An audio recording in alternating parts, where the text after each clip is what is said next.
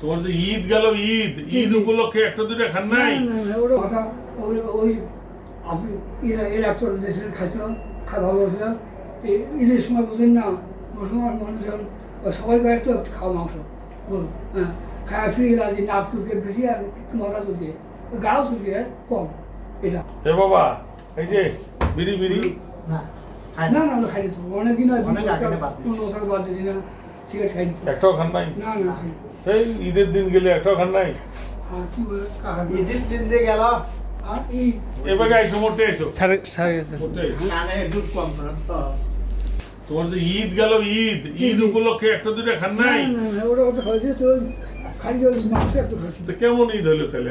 বিড়ি খেলেন না? বাদ দিয়েছে বাদে ভাতে দিছে। বাদে চলবে না ওটা। ঈদত মাংসটা খাইলেন না, বিড়িটাও না মারি দিলেন না। আচ্ছা, দেখি নিকেশ নাও।